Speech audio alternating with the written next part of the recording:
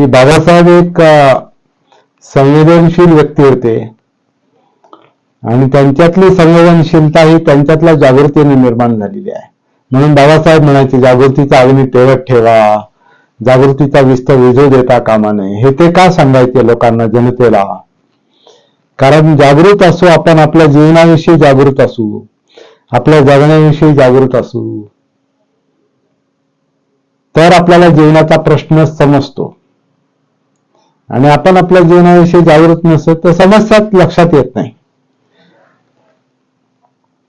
समस्याच आपल्याला जगण्यातली समस्याच लक्षात येत नाही, कारण आपल्या स्वतःशी जीवनाशी कनेक्शनच नाही. ती जागृती ते कनेक्शन आपल्याला आणून देते. आणि म्हणून जागृतीचा अग्नी तेवत ठेवा, जागृतीचा विस्त विझू देता कामा नये.